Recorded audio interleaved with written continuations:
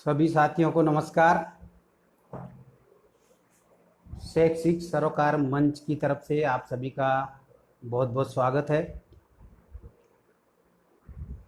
तो जैसा कि आप सबको मालूम है कि आज हमारी इस शैक्षिक सरोकार मंच की जो फेसबुक लाइव श्रृंखला है 12वीं श्रृंखला हम एक आयोजित कर रहे हैं इस मंच के माध्यम से। उसमें आज का विषय हमने रखा है राष्ट्रीय शिक्षा नीति 2020 एक विवेचना।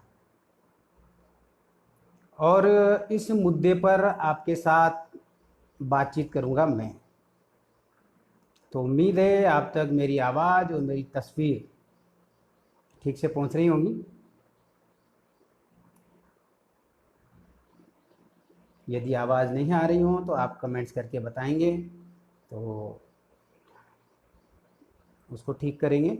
बाकी हम लोग इस पे बातचीत करें उससे पहले मैं आप सबको ये जो राष्ट्रीय शिक्षा नीति 2020 है इसका एक डॉक्यूमेंट दिखाना चाहता हूँ, और उस डॉक्यूमेंट को आप देख के और फिर उस पर हम लोग बातचीत करेंगे। ये हमारा आज का टॉपिक है, राष्ट्रीय शिक्षा नीति 2020 एक विवेचना। स्क्रीन पे मैं बहुत सारी चीज़ें आपको दिखाऊंगा इस नीति से संबंधित, जहाँ जहाँ आवश्यकता होगी वहाँ वहाँ। तो आप सबसे पहले देखिए, ये राष्ट्रीय शिक्षा नीति 2020 का एक डॉक्यूमेंट, इसको मैंने पूरा अध्ययन किया है, पूरा पढ़ा है, और पढ़ने के बाद मैं इसके बारे में बातचीत डिटेल से आपके साथ करने वाला हूँ। इस सारी बातचीत में जो भी बिंदु हमारे बीच आएंगे उस पर आप लोग अपनी राय टिप्पणी भी देते जाइएगा, और आप लोगों को लगे कि इस बारे में कुछ बातचीत करनी है, कुछ सवाल है, तो वो ज़रूर आप करिएगा। नमस्ते अंशराज जी।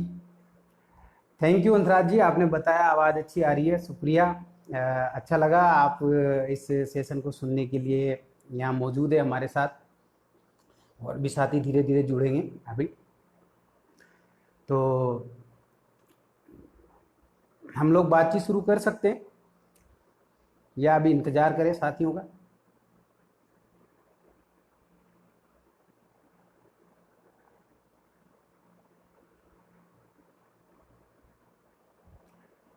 राजेश जी जुड़े हैं।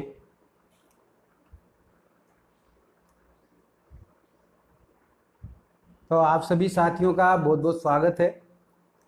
मुझे लगता है हम ये चर्चा शुरू करें, क्योंकि आज अपन ने समय काफ़ी इसके लिए वैसे भी कम रखा है, आधे घंटे की ये चर्चा है।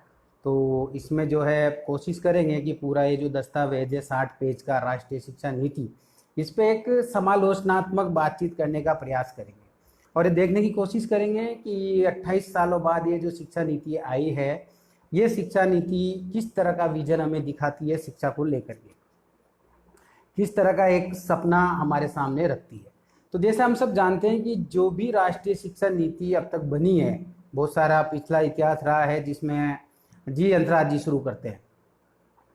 तो आप देखेंगे कि ये राष्ट्रीय शिक्षा नीति होती क्या है। पहले तो थोड़ा इसको हम समझें। ये वास्तव में एक विजन होता है शिक्षा के बारे में। हमारे देश का विजन क्या है, शिक्षा के बारे में हमारा देश क्या सोचता है, कैसे सोचता है, तो उसका विजन होता है। उसके मूल सिद्धांत होते हैं शिक्षा के, कि शिक्षा किन सिद्धांतों पर, किन नीतियों पर आधारित होकर आगे क्रियान्वित होंगी फील्ड में। लेकिन एक सबसे बड़ी बात चीज़ है जो हमको यहाँ समझना चाहिए कि ये कोई कानून नहीं है, और ये जो दस्तावेज होता है इसकी कोई संवैधानिक मान्यता भी नहीं होती है। मतलब मैं ये कहना चाह रहा हूँ कि इसको लेकर के, नमस्कार राजेश जी, कि कोई पाबंदी नहीं है राज्य सरकारों के ऊपर कि जो शिक्षा नीति में अक्षर से लिखा गया है उसको वो अक्षर से पालन करेंगे। इवन केंद्र सरकार की भी जिसने ये नीति बनाई है वो भी इसके लिए पाबंद नहीं है। जैसे कि आरटीई के लिए पाबंद है, आरटीई राइट टू एजुकेशन जो है वो एक्ट है, कानून है, और उसको उसकी पालना करना राज्य सरकारों केंद्र सरकारों का दायित्व है। लेकिन शिक्षा नीति के बारे में ऐसा नहीं है। पहली चीज़ तो ये। दूसरी चीज़, ये देश में हर 15-20 सालों में ये डॉक्यूमेंट बनता है, और जैसा कि मैं आपको बताऊं उदाहरण के तौर पे कि 60 के दशक में दौलत सिंह कोठारी कमीशन एक बना था, जिसको हम कोठारी कमीशन के नाम से जानते हैं। तो पहली देश की शिक्षा नीति उनके मार्गदर्शन में बनी थी, जिसे कोठारी शिक्षा आयोग के नाम से भी जाना जाता है। और शिक्षा के उद्देश्य क्या हो, स्कूल शिक्षा कैसी हो, विश्वविद्यालय स्तर की शिक्षा कैसी हो, इन सब पर इसमें दिशा निर्देश होते हैं। और 28 सालों बाद फिर से ये शिक्षा नीति आई है। तो आप देखेंगे 1968 में एक शिक्षा नीति बनी थी हमारे देश में। उसके बाद 1986 में राजीव गांधी के कार्यकाल में दूसरी शिक्षा नीति आई। फिर इसमें कुछ संशोधन हुए उस समय। फिर उसके बाद अच्छा, वो संशोधन और उसके बाद जो नीति बनी तब से इसको न्यू एजुकेशन पॉलिसी कहा जाने लगा, नई शिक्षा नीति कहा जाने लगा। 1992 में फिर इसमें कुछ परिवर्तन हुए। तो ये संशोधित भी होती रही है समय समय पर, और इसका रिव्यू भी होता रहा है। जैसा अभी ये हमारे सामने 2020 का डॉक्यूमेंट है। 2016 में भी इस पर, जब हमारी स्मृति ईरानी जी MHRD मिनिस्टर थी, तब भी इस पर काम शुरू हुआ था। लेकिन उस समय जो ड्राफ्ट आया था 2016 में, उस पर उसकी काफ़ी आलोचनाएं हुई थी, काफ़ी निंदा हुई थी, और वो खुद उस सरकार को भी पसंद नहीं आया था। बाद में MHRD का मिनिस्टर बदले गए, और उस श्रृंखला के बाद फिर 2019 में एक कस्तूरी रंगन समिति बनाई गई। कस्तूरी रंगन समिति के निर्देशन में इस पर पुनः काम शुरू हुआ, और 2019 में एक ड्राफ्ट आया। तो आप लोग जानते हैं 2019 में जो ड्राफ्ट आया उस पर भी काफ़ी सुझाव लोगों से मांगे गए। मैंने भी उस पर काफ़ी अच्छा एक आर्टिकल लिखा था, सोशल मीडिया पे डाला था, फेसबुक पे पोस्ट किया था। उस पर काफ़ी अच्छे कमेंट्स और सुझाव लोगों के आए थे। तो वो जो 2019 में लोगों ने सुझाव दिए, अपने कमेंट्स दिए इस शिक्षा नीति पर, मुझे बहुत अच्छी बात है 2020 की ये लगी कि उसमें से ज़्यादातर बातों को इस 2020 की शिक्षा नीति में शामिल किया गया। और ये कस्तूरी रंगन समिति ने अपनी रिपोर्ट दी, और इस समिति ने कुल 480 पेज की एक रिपोर्ट बनाई थी, जिसके आधार पर सरकार ने 60 पेज की नई शिक्षा नीति जारी की है, जिसे हम राष्ट्रीय शिक्षा नीति 2020 के नाम से जानते हैं। तो अभी हम इसी पे बात करेंगे, राष्ट्रीय शिक्षा नीति 2020। इसमें 4 भाग है मूल रूप से, जिसमें पहले भाग में स्कूल शिक्षा के बारे में बात की गई है, दूसरे भाग में उच्चतर शिक्षा के बारे में बात की गई है, और तीसरे भाग में अन्य जो केंद्रीय विचारणीय मुद्दे हैं उनके बारे में बात की गई है, और चौथे और अंतिम भाग में इसमें क्रियान्वयन या इम्प्लीमेंटेशन की स्ट्रेटेजी या रणनीति पर बातचीत की गई है। तो ये ऐसे टोटल 4 भाग है। इन चारों भागों में जो पहला भाग है स्कूल शिक्षा, उस पर हम ज़्यादा फोकस करने वाले हैं, क्योंकि हम में से ज़्यादातर लोग स्कूल शिक्षा पे काम करते हैं। तो वहाँ पर जो प्रारंभिक बाल्यावस्था, देखभाल, शिक्षा, सीखने की नींव वगैरह इस तरह के विषय, बुनियादी साक्षरता और संख्या मान पर एक विषय है। सीखने के लिए तात्कालिक आवश्यकता और पूर्व शर्तों पर बातचीत की गई है। ड्रॉप आउट बच्चों की संख्या कम करने और सभी स्तर पर शिक्षा की सार्वभौमिक पहुंच सुनिश्चित करने पर इस पर काफी डिटेल से चर्चा की गई है। नमस्कार प्रतीक सिंह जी, स्वागत है आपका इस चर्चा में। अच्छा लगा आप भी 2020 की ये जो शिक्षा नीति है इसके बारे में जानने की इच्छुक है। उम्मीद है आपको मैं इसके बारे में काफी अच्छे से और डिटेल से बता पाऊंगा। तो अभी हमने बात शुरू ही की है, अभी थोड़ा सा आप थोड़ा आए हैं तो कोई बात नहीं, 2-4-5 मिनट लेट हुए, पर चर्चा भी शुरू हुई है। तो मैं बता रहा था कि जो स्कूली शिक्षा वाला जो भाग है वो हमारे लिए बहुत महत्वपूर्ण है, और भागों पे भी अपन थोड़ी थोड़ी बातचीत करेंगे, लेकिन इसको थोड़ा डिटेल से समझेंगे। तो मैं बता रहा था कि इसमें एक तो प्रारंभिक शिक्षा के बारे में बात की गई है, बुनियादी साक्षरता और संख्या ज्ञान के बारे में बात की है, ड्रॉप आउट बच्चों को कैसे स्कूल से जोड़ा जाए, सुनिश्चित किया जाए, उसके बारे में एक लक्ष्य रखा गया है। पाठ्यक्रम, शिक्षण शास्त्र, अधिगम सामग्री आनंददायक, एकीकृत और रुचिकर होना चाहिए। इन सब चीजों पर समग्र, एकीकृत, आनंददायक, रुचिकर होने के बारे में बहुत डिटेल से स्कूली शिक्षा में बातचीत की गई है। शिक्षकों के बारे में बातचीत की गई है, समता मूलक समावेशी शिक्षा, सभी के लिए अधिगम की बातचीत की गई है, और स्कूल कॉम्प्लेक्स या जो क्लस्टर है उस क्लस्टर के माध्यम से कुशल संसाधन, प्रभावी गवर्नेंस कैसे हो, इस पर भी स्कूल शिक्षा के हिस्से में बात की गई है। स्कूली शिक्षा के लिए जो मानक अवधारणा और प्रत्यापन है उसके बारे में भी इसमें बातचीत की गई है। एक खास बात इस शिक्षा नीति की ये है कि इसमें जो है ना सस्टेनेबल डेवलपमेंट गोल के बारे में बातचीत की गई है। तो आपको याद होगा एक सस्टेनेबल डेवलपमेंट गोल 2015 और उसके बाद के जो सतत हमारा विकास एजेंडा है 2030 तक का, उसमें ये लक्ष्य रखे गए हैं जिनको SDG बोला जाता है, सस्टेनेबल डेवलपमेंट गोल। तो उसकी भी इसमें काफ़ी डिटेल से बातचीत की गई है शिक्षा नीति 2020 में।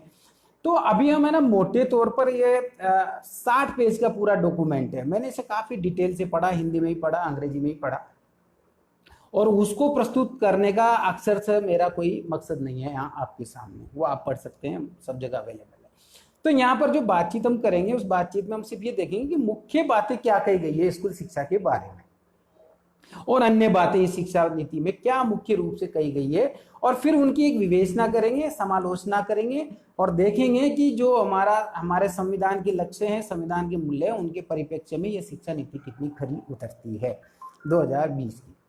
तो हम सबसे पहले यहाँ पर शुरू करते हैं कि इसमें जो मुख्य बातें हैं वो क्या कही गई है, वो मैं थोड़ा संक्षेप में आपको बता देता हूँ।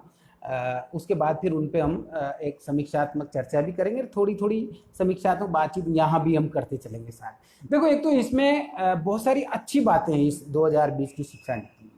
सबसे पहली बात और सबसे अच्छी बात जो मुझे लगी वो कि इसमें ये कहा गया है कि सरकार शिक्षा पर खर्च करे, संसाधन दें शिक्षा के लिए। और इसमें जो शिक्षा पर खर्च करने की बहुत लंबी मांग थी, हम जैसे शिक्षा से जुड़े लोगों की, शिक्षकों की, और पिछले कई आयोग जो बने उन्होंने भी, सभी ने ये सजेस्ट किया था कि शिक्षा पर जीडीपी का 6% खर्च किया जाए, और उस मांग को पूरा करने के लिए ये शिक्षा नीति वादा करती है।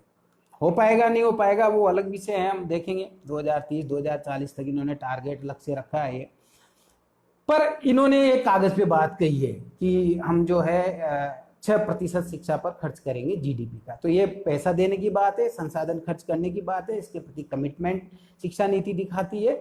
वो इम्प्लीमेंट कितना होगा फील्ड में, ये एक दूसरी बात है।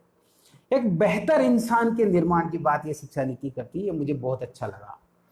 ये शिक्षा नीति हमारे संवैधानिक लक्ष्यों, संवैधानिक मूल्यों को साथ में लेते हुए एक बेहतर नागरिक कैसे बनाया जाए, बेहतर इंसान कैसे बनाया जाए, और उन बच्चों में, हमारे देश के बच्चों में एक समालोचनात्मक चिंतन के विकास की बात करती है। जो हमारा बच्चों में वैज्ञानिक नजरिया, जो उनमें वैज्ञानिक दृष्टिकोण विकसित होना चाहिए, साइंटिफिक टेम्पर, उसकी ये बात करती है।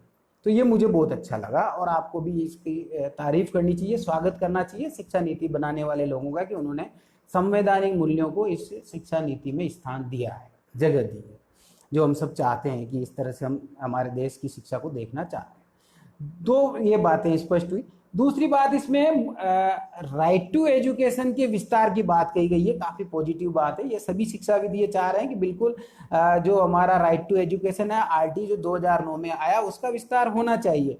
वो भी आप देखेंगे 6 से 14 साल पर केंद्रित था है। तो ये मांग बहुत जबरदस्त उठी थी कि ये 3 से 18 साल के बच्चों को इसमें शामिल किया जाए, मतलब जो पूर्व प्राथमिक है, प्री प्राइमरी स्कूल के बच्चे, उनको भी, और कॉलेज शिक्षा के बच्चों को भी आगे। तो ये बात इसमें कही गई है, ये और स्वागत योग्य बात है, अच्छा कदम है इस शिक्षा नीति का। ये कह रही है कि भाई हम 3 से 18 साल के बच्चों को इसमें शामिल करेंगे। अब जमीनी स्तर पर क्या होगा, कितना होगा, वो देखने का एक विषय है, लेकिन अभी तो इसमें जिक्र है शिक्षा नीति में। एक और महत्वपूर्ण बात कही है इस शिक्षा नीति ने, मिड डे मील के साथ साथ बच्चों को ब्रेकफास्ट दिया जाए। ये भी अच्छी बात है, क्योंकि बच्चों का जो शारीरिक और मानसिक स्वास्थ्य है उसकी सीखने में महत्वपूर्ण भूमिका होती है।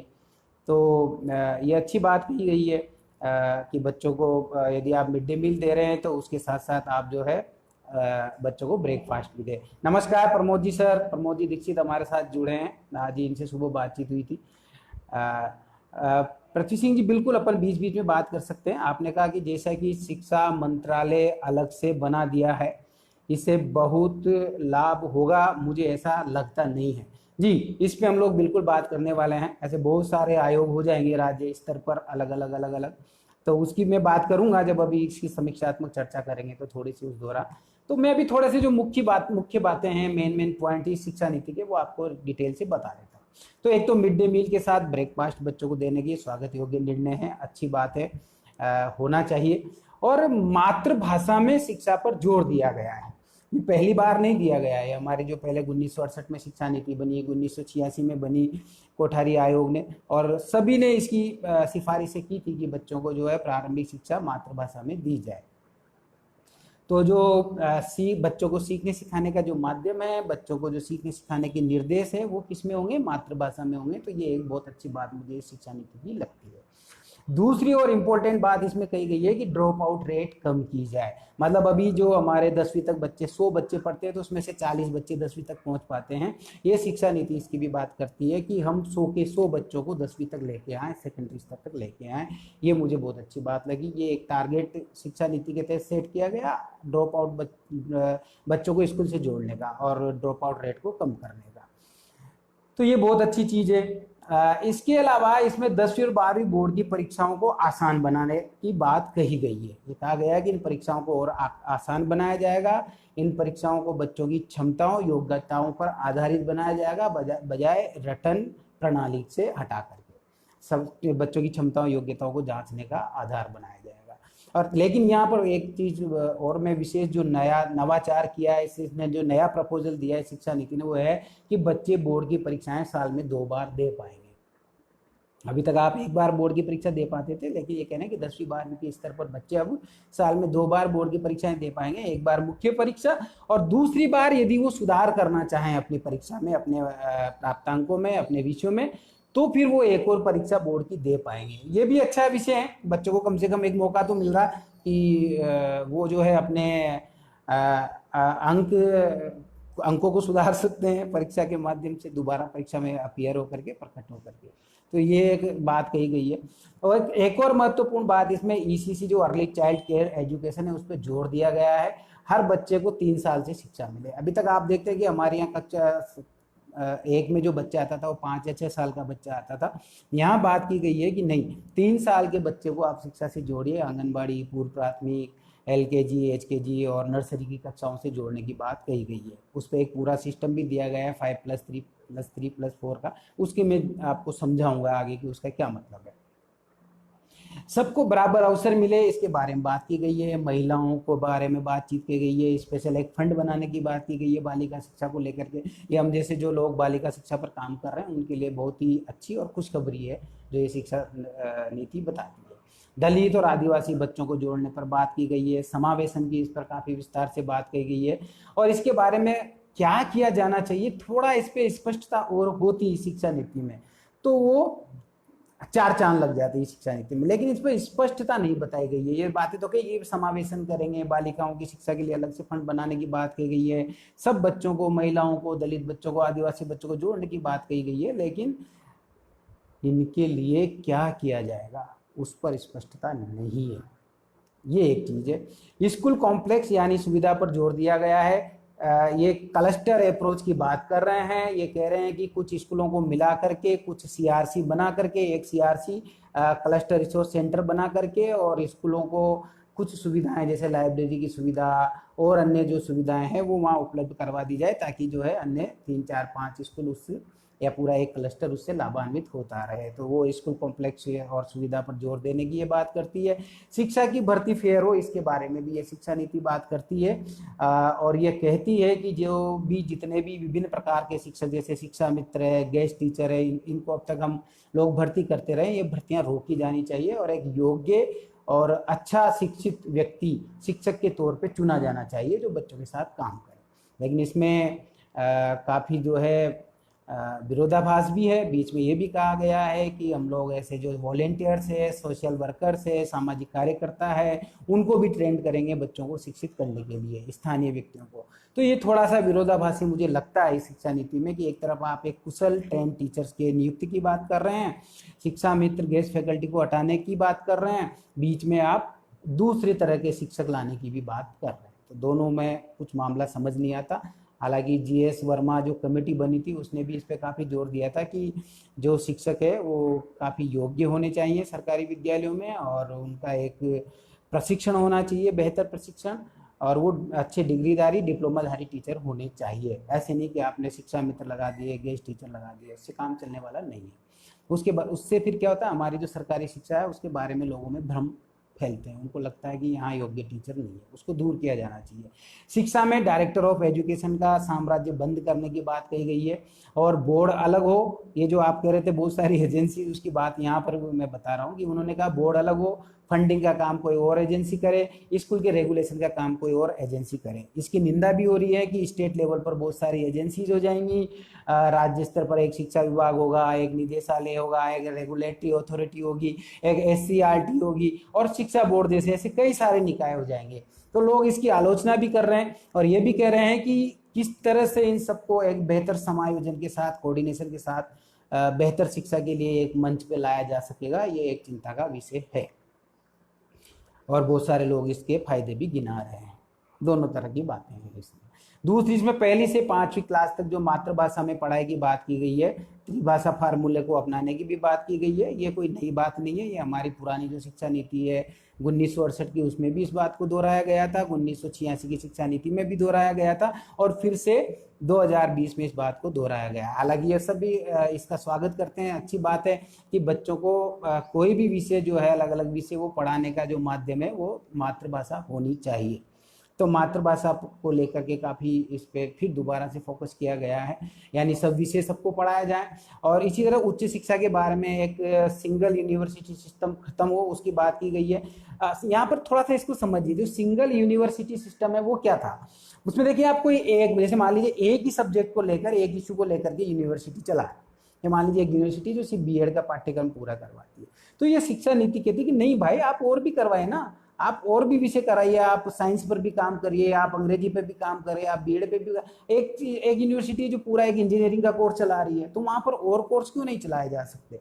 तो इसके में ये मल्टी डिसिप्लिनरी की बात करती है, ये कहती है कि वहां पर लिबरल एजुकेशन सिस्टम हो और सब विषय सबको पढ़ाया जाए, यूजीसी का थोड़ा सा पुनर्गठन किया जाए। तो ये बात मुझे बहुत अच्छी लगती है। अदरवाइज एक एक यूनिवर्सिटी यदि एक एक दुकानें खोल के बैठे हैं, एक एक विषय पर चीज़ें चला रहे हैं, तो वो हमारे देश के लिए और हमारी शिक्षा के लिए बेहतर नहीं है। तो ये एक अच्छी चीज़ है। अब ये इसकी आलोचना भी है कि प्राइवेटाइजेशन की तरफ बढ़ेंगे, बहुत सारे ऐसे निजी शिक्षा का निजीकरण करने वाले लोग जो है, बहुत सारे धनाधिपति सेठ हैं, वो यूनिवर्सिटी खोलेंगे आएंगे, वो एक खतरा है। तो उसको हमको ध्यान रखने की ज़रूरत है, उसको देखने की ज़रूरत है। एक सबसे महत्वपूर्ण बात जो मैंने आपको पहले भी बताई कि ये शिक्षा नीति शिक्षा का जो बजट है उसको बढ़ाने की बात करती है। ये कहती है कि जीडीपी का 6% शिक्षा पर खर्च हो। ये बहुत खुशखबरी है, बहुत उल्लासित और आनंदित होने की बात है, क्योंकि हम अब तक इसके लिए लड़ रहे थे। हम शिक्षा से जुड़े सभी लोगों का ये एक बहुत बड़ा इशू था, मुद्दा था, एक मांग थी कि शिक्षा पर जीडीपी का 6% खर्च किया जाना चाहिए यदि हम बेहतर शिक्षा चाहते हैं तो। और आपको याद होगा कि 1986 की शिक्षा नीति, 1968 की शिक्षा नीति, और सभी ने इसको काफ़ी जोरदार तरीके से इस मांग को उठाया था। तो खुशी की बात तो होनी चाहिए कि 2020 की शिक्षा नीति में इसको शामिल किया गया। ये अलग चीज़ है कि ये इसके लिए सरकार बजट लाएगी कहाँ से, क्योंकि अभी जो आलोचक है शिक्षा नीति के, वो ये बात बार बार कह रहे हैं कि आप तो वैसे ही शिक्षा का बजट काट रहे हो, कम करते जा रहे हो साल दर साल। और अभी जो हमारी शिक्षा पर खर्च हो रहा है हमारे जीडीपी का, वो लगभग 4.43% खर्च हो रहा है। इसको बढ़ाकर 6% खर्च करने की बात जो शिक्षा नीति कह रही है, वो वाकई काबिले तारीफ है। यदि ऐसा हो पाता है तो वाकई शिक्षा में काफ़ी अच्छे परिणाम आने वाले हैं। पर समस्या यही है कि वो कैसे होगा, इस पर देखने की बात है। शिक्षा नीति में भी इस पर बहुत स्पष्टता से बात नहीं कही गई है कि ये जो 6% है ये कहाँ से जुटाया जाएगा जीडीपी का। तो ये इसका थोड़ा सा नकारात्मक पक्ष है। इस पर जो है हमें ध्यान रखना है। राज्य स्तर पर एक शिक्षा विभाग, जैसा मैंने कहा, एक शिक्षा विभाग होगा, एक निदेशालय होगा, एक रेगुलेटरी अथॉरिटी बनाने की बात है, एससीईआरटी बनाने की बात है, शिक्षा बोर्ड जैसे बहुत सारे निकाय होंगे, लेकिन इनके काम बांटे गए हैं अलग अलग। ये फंडिंग का एक एजेंसी अलग से काम देखेगी और गुणवत्ता का काम अलग से एक देखेगी। शिक्षा बोर्ड जो है ये परीक्षाओं के संचालन का इनका काम देखेंगे। तो ये एक तरीके से बेहतर चीज़ भी है, लेकिन इसके यदि इनमें आपस में समन्वय नहीं रहा, कोऑर्डिनेशन नहीं रहा, एक खींचतान करते रहे जैसे हमारे यहाँ चलता रहा पहले भी, आपको पता है, सर्व शिक्षा अभियान, डाइट और ये जो अलग अलग जो एजेंसीज थी, इनमें जो खींचतान थी उससे आप सब सर वाकिफ है, जानते हैं आप सब इसमें। नमस्कार संदीप जी, बहुत अच्छा लगा आप इस चर्चा को सुन रहे हैं, स्वागत है आपका। तो ये जो खींचतान होती रहती थी हमारे देश में, इससे हम सब बहुत रूबरू हुए हैं, जो शिक्षा में जिन्होंने नज़दीक से काम किया है डाइट के साथ और सीआरसी पर, बीआरसी पर, इन पर। तो यही एक खतरा है कि इनमें आपस में खींचतान ना हो जाए, इस तरह की चीज़ें शुरू ना हो जाए जहाँ पर कोऑर्डिनेशन ना हो, समन्वय ना हो। तो जिस उद्देश्य से ये अलग अलग निकाय बनाए गए हैं वो अपने उद्देश्य में सफल होंगे, ऐसी उम्मीद की जानी चाहिए। नए राष्ट्रीय पाठ्यक्रम का फ्रेमवर्क तैयार करने पर भी इस शिक्षा नीति में जोर दिया गया है कि एक नया फ्रेमवर्क शिक्षा का तैयार किया जाए। जैसे अभी एनसीएफ 2005 आपने देखा था, वो एक फ्रेमवर्क था शिक्षा के ऊपर काफ़ी बेहतर।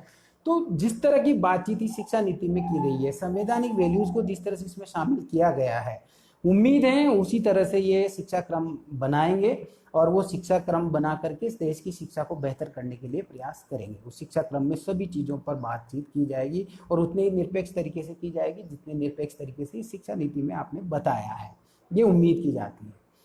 तो ये मुख्य बिंदु है इस शिक्षा नीति के, 2020 की शिक्षा नीति के, ये हमने समझी। प्रमोद जी सर ने एक बात लिखी, शिक्षण प्रशिक्षण संस्थान अपने काम में खरे नहीं उतरे हैं, इनकी बेहतरी के लिए क्या प्रयास, क्या संभावनाएं दिखती है, इसमें क्या कुछ प्रावधान है इसमें। देखिए बिल्कुल ये जो शिक्षा नीति है ये बात कर रही है कि इस तरह के अलग अलग अथॉरिटी, रेगुलेटरी अथॉरिटीज हो, निकाय हो, जो एक ट्रेनिंग पे काम करे, एक जो है फंडिंग एजेंसी अलग से हो। अभी क्या है, सब मिक्स हो रहा है। आप देखेंगे कि जिस संस्थान में आप प्रशिक्षण कर रहे हैं उसी को फंडिंग की भी जिम्मेदारी दी हुई है, वही सारे रिसोर्सेज वही डेवलप मतलब जुटाएगा, इंतजाम करेगा। ये कह रहे हैं कि नहीं, हालांकि जो मूल उद्देश्य था 1986 शिक्षा नीति का, जिसमें जिला स्तर पर जिला शिक्षा एवं प्रशिक्षण संस्थान जिसको आप DIET बोलते हैं, उसका मकसद तो मेन यही था कि वो सेवारत शिक्षकों के बेहतर प्रशिक्षण करें, बेहतर गुणवत्तापूर्ण शिक्षा के लिए। लेकिन फील्ड में क्या हो रहा है ये आप और हम सबको मालूम है।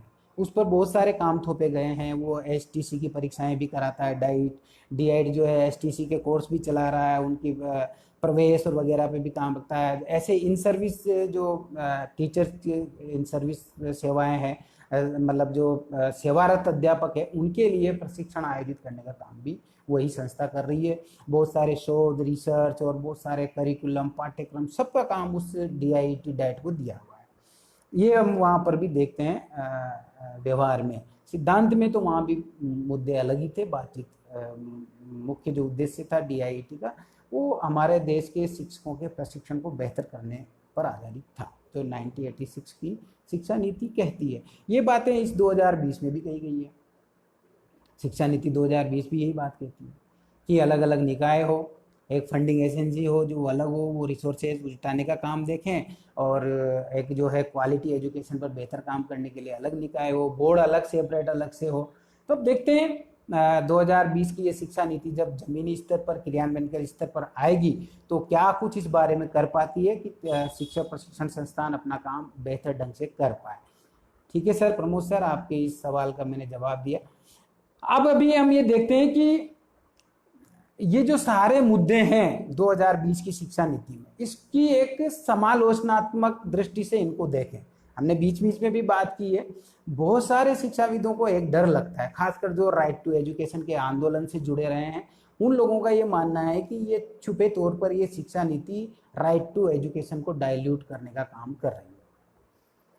और उसके पीछे तर्क क्या है उनका तर्क ये है कि भाई ये यदि आप 3 से 18 साल के बच्चों को इसमें शामिल करना चाह रहे हो, उनकी शिक्षा नीति का हिस्सा बनाना चाह रहे हो, तो इसके लिए आपको अमेंडमेंट करना पड़ेगा राइट टू एजुकेशन में।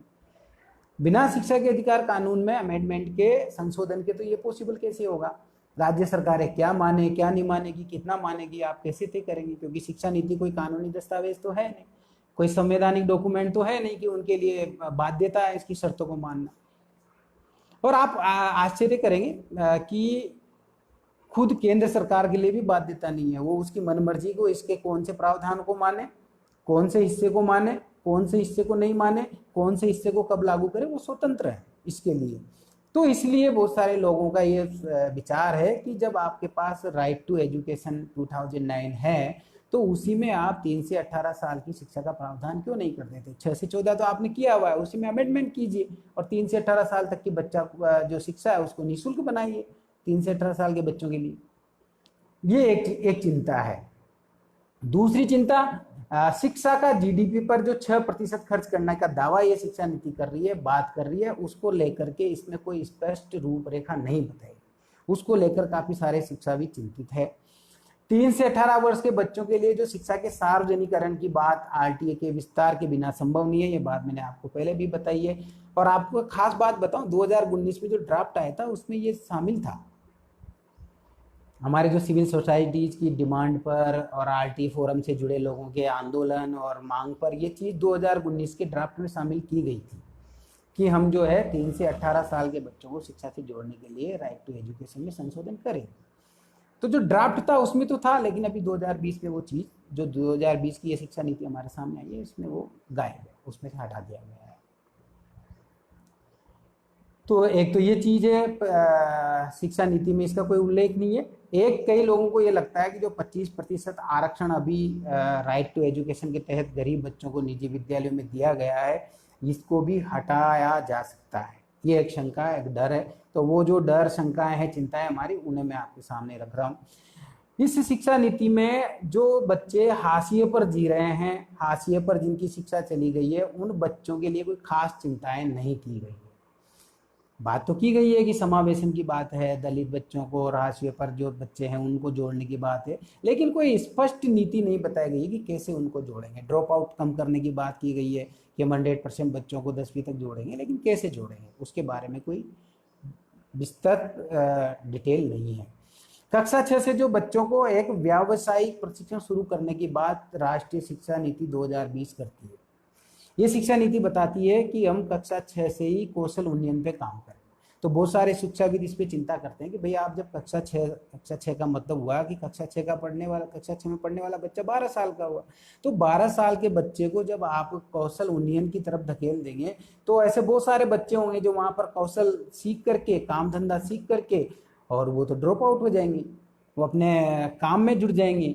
तो जो शिक्षा के बड़े और बृहत्तर उद्देश्य हैं उनको तो वो बच्चे प्राप्त ही नहीं कर पाएंगे, बहुत सारे बच्चे शिक्षा से बाहर हो जाएंगे। ये एक आलोचना इसकी की जा रही है शिक्षा जगत के द्वारा, तो उसको हमें देखने की जरूरत है।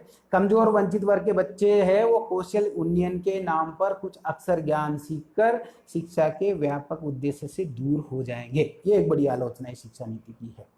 डिजिटल शिक्षा पर इसमें काफी जोर दिया गया है, और कोविड-19 को देखते हुए विशेष तौर से इस पर बातचीत की गई है, लेकिन जो समाज में असमानताओं का स्तर है उसे कैसे दूर किया जाएगा उसके बारे में ये शिक्षा नीति कुछ भी नहीं बताती। हालांकि इसमें बताया गया काफ़ी सारे के जो प्रचलित अभी संप्रेषण या संचार के माध्यम है, रेडियो है, टीवी है, इनका ये उपयोग करेंगे, इस पर इस तरह के कार्यक्रम बनाएंगे जो रेडियो टीवी पर प्रसारित किए जाए। लेकिन आप सब जानते हैं कि हमारे देश में इलेक्ट्रिसिटी के क्या हालात है, और हमारे गाँव में खासकर बच्चों के पास बिजली की सुविधा नहीं है, व्यवस्था नहीं है, तो कैसे वो टीवी पर ऐसे कार्यक्रम देखेंगे, रेडियो पर ऐसे कार्यक्रम सुनेंगे, या मोबाइल पर ऐसे कार्यक्रम देख पाएंगे। ये एक बड़ी दुविधा है। और जो हमारे शिक्षाविद इसकी आलोचना कर रहे हैं वो इस आधार पर कह रहे हैं कि 70% बच्चे देश के इन सुविधाओं से जुड़े हुए नहीं हैं। तो आपने पहले ही बहुत सारे वर्गीकरण किए हुए हैं, शिक्षा में भेदभाव किया हुआ है, केंद्रीय विद्यालय बनाए हुए हैं, नवोदय विद्यालय बनाए हुए हैं, सैनिक विद्यालय बनाए हुए हैं, अलग अलग तरह के स्कूल, आप अभी अंग्रेजी माध्यम के स्कूल आप शुरू कर रहे हैं। तो फिर आप एक और भेदभाव शुरू कर देंगे डिजिटल शिक्षा को ला करके कि जो है 30% बच्चे ही उससे लाभान्वित हो पाएंगे जिनके पास ये सब सुविधाएं हैं, क्योंकि बैंडविड्थ नहीं है, नेट नहीं है, इंटरनेट नहीं है हमारे गांव में, उसकी सुविधाएं नहीं है, कनेक्टिविटी नहीं है, तो कैसे वो बच्चे ये सब सीखेंगे। ये एक बड़ी आलोचना शिक्षा नीति की हो रही है, जो वाजिब सवाल है, इस पर हम सबको सोचना चाहिए। ये असमानता को बढ़ावा देगा शिक्षा के क्षेत्र में। शिक्षा के व्यावसायीकरण को रोकने की कोई व्यवस्था इसमें नहीं बताई गई है। शिक्षा का जो व्यावसायीकरण है उसको ये कहती तो है कि हम शिक्षा के व्यावसायीकरण को, निजीकरण को रोकने पर काम करेंगे, लेकिन एक तरफ खुले पीछे के दरवाजे से शिक्षा के व्यावसायीकरण को, निजीकरण को बढ़ावा देने के लिए बहुत सारे ऐसे रास्ते बताती है कि जिससे बहुत सारे लोग अलग अलग यूनिवर्सिटी चलाएंगे, अभी भी चला रहे हैं। आपने देखा होगा जो पीपी मोड है हमारे देश में, उसने बहुत सारे सरकारी स्कूलों पे कब्जा कर लिया था, जिन्हें कल्याणकारी स्कूल कहा गया था। राजस्थान में भी एक संस्था ने बहुत सारे स्कूल अपने अंडर में ले लिए थे और वहां से पूरा स्टाफ हटा दिया था। उन्होंने अपना ही स्टाफ रखा, अपने ही ट्रेनिंग, अपने ही सब कुछ रिसोर्सेज वगैरह उन स्कूलों में लागू कर दिए थे। और वो स्कूल यहाँ इधर रामगढ़ ब्लॉक है जयपुर में, जहाँ मैंने भी देखे थे, बहुत सारी वो संस्थाएं वहाँ पर काम कर रही थी। 18, 19, 20 स्कूल शुरू में लिए, फिर धीरे धीरे बहुत सारे स्कूल लिए। तो ये जो कल्याणकारी स्कूल और पीपीई मोड पर चलाने का, इसका तो मैं भी विरोध करता हूँ और हम सबको विरोध करना चाहिए कि शिक्षा में प्राइवेटाइजेशन को खत्म किया जाना चाहिए। शिक्षा की जिम्मेदारी सरकार को लेनी चाहिए और बेहतर शिक्षा हमारे देश के बच्चों को उपलब्ध करवाने का काम शिक्षा को करना चाहिए। ये हंसवर जी ने एक सवाल किया है कि नीति में अभिभावकों के लिए भी कुछ दिख रहा है क्या, क्योंकि इनके सहयोग के बिना ड्रॉप आउट रेट को कम नहीं किया जा सकता। जी बिल्कुल, ये शिक्षा नीति ड्रॉप आउट रेट को कम करने के बारे में कोई विस्तृत व्याख्या तो नहीं करती है, लेकिन अभिभावकों को शिक्षा से जोड़ने की बात करती है। इसके लिए इन्होंने अलग अलग प्रावधान शिक्षा नीति ये बताती है। ये बताती है कि जैसे स्थानीय स्तर पर जो भी हुनर में कुशल दक्ष व्यक्ति है, समुदाय के नागरिक है, उनको स्कूल में लाया जाए और बच्चों को शिक्षित किया जाए। जैसा मैंने पहले भी बताया कि कक्षा 6 से कौशल उन्नयन का जो कार्यक्रम है उसमें समुदाय की भागीदारी पर जोर दिया गया है इस शिक्षा नीति। और जो एसएमसी है, एसडीएमसी है, उनका जो पुराना जो ढांचा है उसको बरकरार रखा गया है। उस तरह से माता पिता को इसमें जोड़ने की बात कही गई है। एक और चीज जो इसकी जो सबसे बड़ी आलोचना है वो ये है कि एक तो ये प्राइवेटाइजेशन को रोकने के लिए इसमें कोई प्रावधान नहीं है। समान स्कूल सिस्टम, जो कॉमन स्कूल सिस्टम की डिमांड थी लंबे समय से कि आप सभी तरह की शिक्षा में जो विभेद है, वर्गीकरण है अलग अलग, उन सबको खत्म करके एक कॉमन स्कूल सिस्टम शुरू करिए ताकि सब बच्चों को एक जैसी समान शिक्षा मिले। उस पर यह शिक्षा नीति कुछ नहीं कहती, वो मौन है। तो एक बड़ी आलोचना इस शिक्षा नीति की इस मुद्दे को लेकर होती है कि जो समान स्कूल सिस्टम की मांग बहुत लंबे समय से चली आ रही थी उसके बारे में ये शिक्षा नीति कुछ भी नहीं बताती है। मीडियम ऑफ इंस्ट्रक्शन पे मातृभाषा की बात जो है वो वर्षों से, बहुत पहले भी कई सारे जो आयोग और शिक्षा नीतियां बनी उन्होंने कहा है बराबर, लेकिन उस पर कुछ भी काम होता नहीं दिख रहा है फील्ड में। आप देखेंगे जो प्राइवेट स्कूल है वो मातृभाषा में नहीं पढ़ाते हैं, वो अंग्रेजी माध्यम में पढ़ाते हैं। हर एक, वो हिंदी भी अंग्रेजी माध्यम से पढ़ा रहे हैं, गणित भी अंग्रेजी माध्यम से पढ़ा रहे हैं, वो और भी जो सब्जेक्ट है पर्यावरण विज्ञान साइंस वगैरह वो सब अंग्रेजी माध्यम से पढ़ा रहे हैं। उन पर नकेल कौन कसेगा? क्या ये शिक्षा नीति ऐसा कोई प्रावधान करेगी कि इन विद्यालयों पर नकेल कसा जाए? ये एक बड़ा चैलेंज है कि कैसे। अब शिक्षाविद तो इसकी आलोचना कर रहा है कि इसमें कुछ नहीं होने वाला है। ये जैसे प्राइवेटाइजेशन चल रहा है, शिक्षा हमारी सरकार में हिम्मत नहीं है कि उनको वो ख़त्म कर सके, वहाँ पर ऐसे प्रावधान कर सके कि आप जो है मातृभाषा में पढ़ाई। तो इसमें बहुत सारी दुविधाएं हैं। मातृभाषा का एक मुद्दा और ये भी है कि जब केंद्रीय स्तर पर जो एम्प्लॉय काम करते हैं उनके बच्चे, मान लीजिए यदि एक बच्चा महाराष्ट्र से राजस्थान में ट्रांसफ़र होकर आता है, वो बच्चा वहाँ मातृभाषा मराठी में पढ़ाई कर रहा था, वो राजस्थान में किस भाषा में पढ़ाई करेगा? माध्यम क्या होगा उसकी पढ़ाई का? तो ऐसे बहुत सारे सवाल हैं जिनके बारे में ये शिक्षा नीति मौन है, तो उन पर बात करने की जरूरत है। आरटी का विस्तार होता है कि नहीं है, राइट टू एजुकेशन एक्ट का, वो एक बड़ा चैलेंज है। उसके बिना जो 3 से 18 साल के बच्चों की शिक्षा के लक्ष्य को प्राप्त करने का प्रावधान इस शिक्षा नीति में किया गया है, वो बहुत मुश्किल है। वैज्ञानिक चिंतन को बढ़ावा देने की बात जो कही गई है इस शिक्षा नीति में, वो भी मुझे संशय ग्रस्त लगती है। क्यों लगती है, उस पर संशय क्यों है?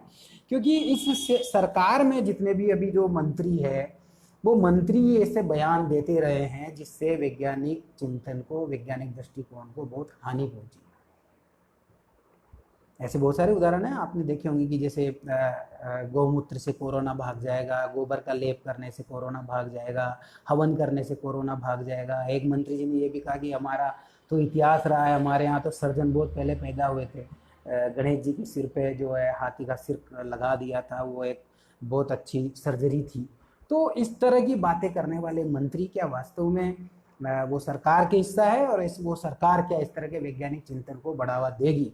क्या वैज्ञानिक चिंतन को प्रोत्साहन मिलेगा हमारे विद्यालय में? ये एक मुझे डाउट लगता है बहुत बड़ा, इस पे सोचने की बात है। तो ये अभी चूंकि आधा घंटे से थोड़ा ज़्यादा हो गया, 9-10 मिनट, तो मैंने अपनी बात रखी इस शिक्षा नीति के बारे में। अब आपके सवाल जवाब को बात करते हैं थोड़ा सा। प्रमोद जी दीक्षित सर जो है वो पूछ रहे हैं कि तमाम भेदभावों से मुक्ति की बातें सभी शिक्षा नीति करती रही, लेकिन एक बड़ा भेदभाव शिक्षा का बहुस्त्रीकरण है। एक तरफ सरकारी स्कूल है, दूसरी तरफ निजी स्कूल है, सभी के लिए समान शिक्षा आवश्यक है, उस पर क्या कुछ संभावना दिखती है? जी बहुत बढ़िया ये सवाल आपने पूछा। मैं भी अभी इसी पे बात कर रहा था कि ये शिक्षा नीति इस बारे में मौन है। ये शिक्षा नीति और यही शिक्षा नीति नहीं, अभी तो इससे पहले की जो 1968 की शिक्षा नीति थी, हमारी 1986 की शिक्षा नीति थी, इन सब ने भी मातृभाषा की जोरदार वकालत की थी कि पढ़ाने का माध्यम मातृभाषा। आप देखिए, इसको समझिए कि मीडियम ऑफ इंस्ट्रक्शन का क्या मतलब है। और लैंग्वेज लर्निंग का क्या मतलब, ये दो अलग अलग मुद्दे हैं। इन दोनों मुद्दों को समझने की जरूरत है। लैंग्वेज लर्निंग, आप ये कि इसमें कोई दो राय नहीं है कि हमारे बच्चे अंग्रेजी पढ़नी ही चाहिए, क्योंकि आज वो विश्व की भाषा है, ज्ञान, बहुत सारा ज्ञान जो है अंग्रेजी में मौजूद है। तो बच्चों को अंग्रेजी पढ़ाने का कोई विरोध नहीं करता, मैं भी नहीं करता, ये शिक्षा नीति भी नहीं करती। लेकिन जब ये शिक्षा नीति ये बात कहती है कि स्थानीय स्तर पर जो मीडियम ऑफ इंस्ट्रक्शन होगा वो बच्चों की लोकल लैंग्वेज में होगा, मातृभाषा में होगा, यहाँ एक सवाल खड़ा होता है कि आप कैसे इन निजी विद्यालयों पर रोक लगा पाएंगे जो मातृभाषा तो दूर है, वो हिंदी भाषा को नहीं पढ़ा रहे हैं, त्रिभाषा फार्मूला में से उसको नहीं लागू कर रहे हैं, वो तो सिर्फ और सिर्फ अंग्रेजी माध्यम की बात करते हैं। और अंग्रेजी माध्यम में वो आपको गणित अंग्रेजी माध्यम से पढ़ाएंगे, वो आपको इतिहास अंग्रेजी के माध्यम से पढ़ाएंगे, मीडियम ऑफ इंस्ट्रक्शन है। इसका विरोध है कि आप जो है बच्चों को वो मातृभाषा में पढ़ाएं। तो ये वाकई एक बहुत बड़ा चैलेंज है। ये शिक्षा नीति इस बारे में कुछ भी नहीं कहती है। देखना होगा कि ये 2020 की शिक्षा नीति जिस तरह से हमारे फील्ड में क्रियान्वित होगी उसका क्या असर होगा। एक हंसराज जी ने एक सवाल पूछा है कि इसमें एसएमसी एसडीएमसी के साथ ही एक और कमेटी एससीएमसी के गठन की बात है, एक इसमें नेशनल ट्यूटर प्रोग्राम की भी बात की है, इसमें क्या होगा। देखिए, ये जो शिक्षा नीति है, ये बहुत सारी जो पिछली शिक्षा नीतियों ने इस पे जो सिफारिशें दी थी उन्हीं को आगे लेकर बढ़ती है समुदाय के मामले में। एक जो आप देखा कि सीआरसी का एक जो क्लस्टर रिसोर्स सेंटर थे, ये अवधारणा पहले भी थी, अभी भी है, ये शिक्षा नीति ने इसको और जोर दे करके बोला है कि हम इस तरह की नीतियाँ बनाए, इस तरह के क्लस्टर बनाएंगे और उनके माध्यम से अभिभावकों को भी जोड़ेंगे, शिक्षकों को भी जोड़ेंगे और क्लस्टर लेवल पर भी बैठ के आयोजित करेंगे। तो जो एक आप जो बात कह रहे हैं कि एक ट्यूटर प्रोग्राम की भी बात कर रही है नेशनल लेवल पर, बिल्कुल ये बात कर रही है। नेशनल लेवल पर एक ऐसा आयोग बनाया जाए जो ट्रेनिंग वगैरह का काम देखे, उनकी गुणवत्ता को देखे। लेकिन देखिए, ये सब चीज़ें ऐसा नहीं है कि नई है। हमारे देश के प्रशिक्षण को बेहतर बनाने की बात इससे पहले भी काफ़ी उठी है। जो शिक्षक प्रशिक्षण है उन पर बात काफ़ी पहले भी हुई है, आप देखेंगे। लेकिन इस शिक्षा नीति में जो परिवर्तन हुआ वो एक, जैसे अभी बीएड का पाठ्यक्रम बदलकर 4 साल का कर दिया गया। आपको मैं दिखाता हूँ कि ये जो मैंने आपसे पहले बात की थी, अपनी चर्चा को खत्म करें उससे पहले मैं आपको इस शिक्षा नीति में ये जो किया गया है बदलाव, इस बदलाव को थोड़ा सा दिखाता हूँ, शायद आपको इससे बात समझ में आए। तो आप देखिए कि ये किस तरह का बदलाव है। मैं इसको आपको स्क्रीन पे बताता हूँ जी। उम्मीद है आपको दिखाई दे रहा होगा, बहुत क्लियर, बहुत साफ। ये शिक्षा नीति का डॉक्यूमेंट है जो मैं आपको दिखा रहा हूँ। अब आप देखिए, इसमें जो बात की गई है, पहले हमारे यहाँ पर जो सिस्टम था, एज 6 से 16 साल तक बच्चे, यानी 10 साल की एक व्यवस्था थी, और 2 साल मतलब 16 से 18 साल, जिसको हम 10+2 बोलते थे। ये पिछला अलग, ये जो पुराना ढांचा है उसको इन्होंने इस तरफ दिखाया है। ये देखिए, आप यहाँ लिखा भी है पिछला अकादमिक ढांचा, तो ये 10+2 था। अब इस ढांचे को इन्होंने इस तरह से बदल दिया है। ये जो नया शैक्षणिक और पाठ्यक्रम का ढांचा है, इसमें इन्होंने क्या किया है, इसको नीचे से समझते हैं। मैं यहाँ से नीचे से इसको आपको समझाता हूँ। पहला स्टेप आप देखिए, ये 3 ईयर में ये कह रहे हैं कि आंगनबाड़ी, प्री स्कूल और बाल वाटिका जैसे कॉन्सेप्ट होंगे। तो वो 3 साल बच्चा वो प्री प्राइमरी, पूर्व प्राथमिक स्तर की शिक्षा प्राप्त करेगा। फिर 2 साल वो क्लास 1 और 2 यानी 6 से 8 साल की उम्र में वो कक्षा 1 और 2 की कक्षा पूरी करेगा, पढ़ाई पूरी करेगा। तो इसको कह रहे हैं ये 5। जो पहला आपको 5+3+3+4 है, उसका पहला जो 5 है उसका ये मतलब है। ये बहुत क्लियर, आप समझ लीजिए पहले 5 का क्या मतलब है। 3 साल पूर्व प्राथमिक पर और 2 साल कक्षा 1 और 2 पर। तो ये 3 और 2 साल मिलाकर पूरे 5 साल हो गए। इसकी ये बात कर रहे हैं 5 साल की। फिर इसके बाद ये बात कर रहे हैं कक्षा 3 से 5 की। इसमें 8 से 11 साल के बच्चों को शामिल किया है इन्होंने। और इसे +3 जो है, 5 के बाद आप देखेंगे 5+3, वो 3 साल ये है। यहाँ पर बच्चा 8 से 11 साल की उम्र का बच्चा 3 से 5 साल, कक्षा 3 से कक्षा 5 तक की पढ़ाई पूरी करेगा। और फिर एक और 3 है, +3। उस +3 का मतलब है जो 11 से 14 साल का बच्चा है वो क्लास 6 से 8 की शिक्षा पूरी करेगा। तो इस तरह से ये वर्गीकरण किया गया है। और यहीं पर जो मैंने बात आपको बताई थी, कक्षा 6 के बच्चों को कौशल उन्नयन की बात की गई है। नमस्कार जितेंद्र जी। तो ये एक चीज है। आपने देखा 5+3+3 और +4 का क्या मतलब है, ये देखिए आप यहां पर ये बात कर रहे हैं कि जो 14 से 18 साल के बच्चे हैं वो फिर कक्षा 9 से 12 तक की शिक्षा 4 साल वहां प्राप्त करेंगे। तो ये 4 साल ऐसे रखा गया है। तो आपको ये अच्छे से समझ में आया होगा कि 5+3+3+4 का क्या मतलब यहाँ पर लिया जा रहा है।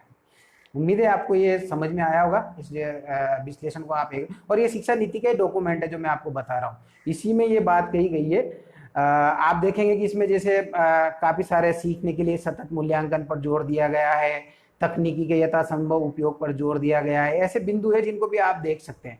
शैक्षिक निर्णयों की आधारशिला के रूप में पूर्ण क्षमता और समायोजन पर जोर दिया गया है।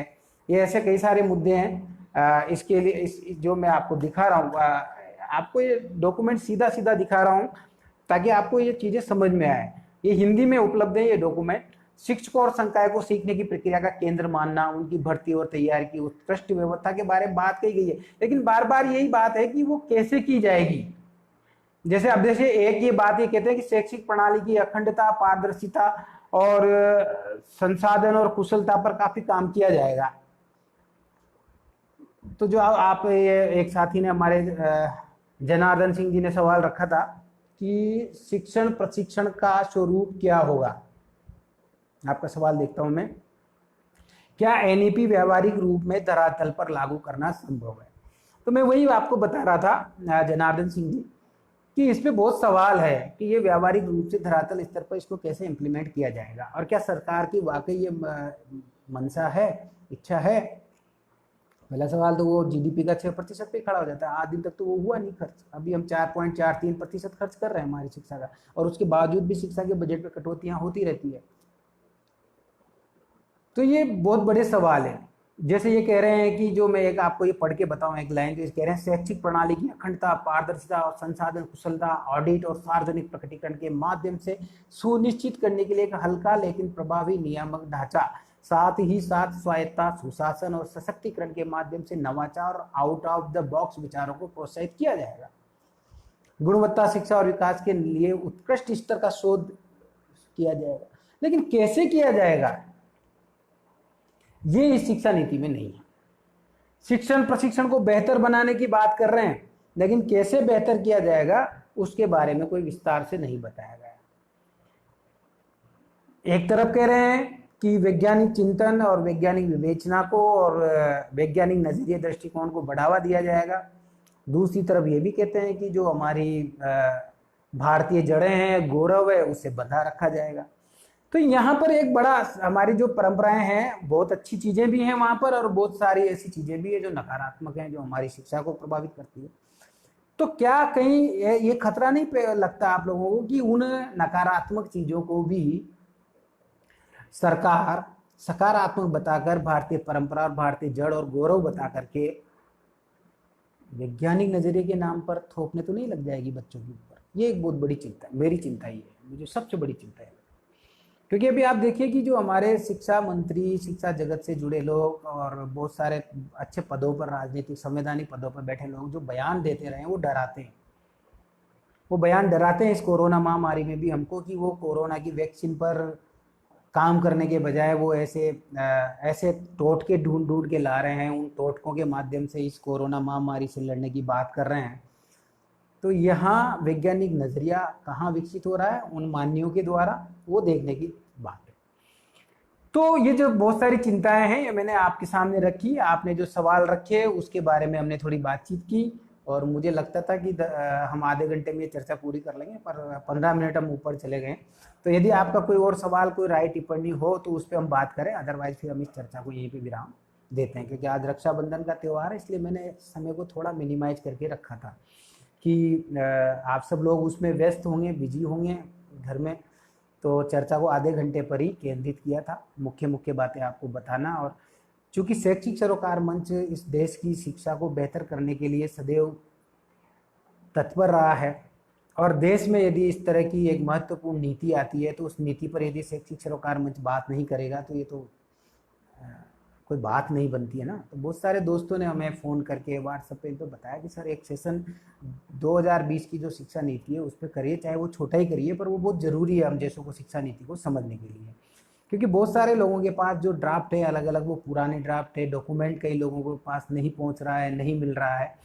तो शैक्षिक सरोकार मंच ने ये अपना दायित्व समझा, अपनी जिम्मेदारी समझी, और आपस में हमारी टीम के अंदर चर्चा करके ये जिम्मेदारी मुझे दी गई कि मैं इस पे आधे घंटे का एक सेशन करूं, ताकि हमारे शैक्षिक सरोकार मंच से जुड़े सभी सदस्य इससे लाभान्वित हो सके और उनके राय विचार भी हम इस शिक्षा नीति पर जान सकें। तो बहुत बहुत शुक्रिया आप सब लोगों ने, जनार्दन सिंह जी ने, प्रमोद जी, दीक्षित सर ने, हंस जी ने, राजेश जी ने, पृथ्वीराज जी, आप सभी साथी इस चर्चा से जुड़े, और भी अन्य साथी जिनके मैं यहाँ पर नाम नहीं ले पा रहा हूँ, उन सबको मेरा बहुत बहुत अभिवादन, बहुत बहुत शुक्रिया कि आप अत्यधिक व्यस्तताओं के बाद इस चर्चा से जुड़े और आपने भाग लिया, अपने महत्वपूर्ण सुझाव, राय, टिप्पणियाँ यहाँ पर रखी और मेरे साथ इस शिक्षा नीति को एक समालोचनात्मक नज़रिए से देखने की कोशिश की। हमने यहाँ पर जो है इसके सकारात्मक बिंदुओं को भी देखा, हमने इस चर्चा में यहाँ पर इसके जो है नकारात्मक बिंदुओं को भी देखा, और दोनों तरह की स्थितियों को देख करके जो हमारी चिंताएं हैं, देशव्यापी और राष्ट्रव्यापी चिंताएं हैं शिक्षा को लेकर के, उस पर भी हमने बात की। उम्मीद की जानी चाहिए कि ये शिक्षा नीति, राष्ट्रीय शिक्षा नीति 2020 हमारी शिक्षा को बेहतर करने में मदद करेगी, हमारी जो चिंताएं हैं उनको दूर करेगी, उनको लेकर के जो शिक्षा का अधिकार कानून 2009 बना है उसमें सुधार करेगी, संशोधन करेगी, और 3 साल से 18 साल तक के बच्चों के लिए उस कानून को लागू करेगी, जो अभी 6 से 14 साल के बच्चों के लिए है। और जो प्रावधान इसमें संवैधानिक मूल्यों को और इनको सहेजने के किए गए हैं, उनको लेकर के ये अपनी कमिटमेंट पर, अपने वादे पर खरी उतरेगी। इसी उम्मीद के साथ आप सबको एक बार फिर से नमस्कार। फिर अगले सप्ताह फिर किसी अच्छे मुद्दे पर, शिक्षा से जुड़े मुद्दे पर मिलेंगे। शैक्षिक सरोकार मंच भारत में हर सप्ताह यानी कि हर संडे को एक साप्ताहिक लाइव श्रृंखला के तहत सेशन किया जाता है, उसमें आप सभी आमंत्रित हैं अपने विचार रखने के लिए। और बहुत सारे देश के अच्छे अच्छे शिक्षाविद अभी तक हमसे जुड़े हैं। कल भी एक सेशन था स्मृति चौधरी जी का, बहुत ही बेहतरीन सेशन था। हमारे जब शिक्षक इस तरह के विचार, इस तरह की बातचीत इस मंच से आके रखते हैं तो हमें बहुत अच्छा लगता है। हम सभी शिक्षकों को इस मंच पर बातचीत के लिए, संवाद के लिए आमंत्रित करते हैं कि देश की शिक्षा को कैसे बेहतर बनाया जाए, उस पर अपने अनुभव हमारे साथ साझा करें, हमारे दर्शकों के साथ साझा करें, अपने विचार यहाँ पर रखें। और जब हमारे सरकारी व्यवस्था से जुड़े हुए शिक्षक इस मंच पर आकर अपनी बात रखते हैं और उनकी बातचीत में जब हमें संवैधानिक मूल्यों का जिक्र मिलता है, उनके प्रति जीने की एक तमन्ना मिलती है, मुझे पर्सनल रूप से बहुत अच्छा लगता है। तो शुक्रिया। हंसराज जी तंवर भी, हमारे हंस तंवर जी जो है वो भी हमारे यहाँ पर एक सेशन कर चुके हैं, काफ़ी अच्छा। और ऐसी तरह के और भी शिक्षकों को हम चाहते हैं इस मंच पर मौका मिले, वो हमसे जुड़े और इस मंच पर आएँ। तो आप सभी का एक बार फिर स्वागत। अगले सप्ताह संडे को हम एक बार फिर से एक अच्छी प्रस्तुति के साथ, लाइव प्रसार के साथ यहाँ पर मिलेंगे। बहुत बहुत शुक्रिया।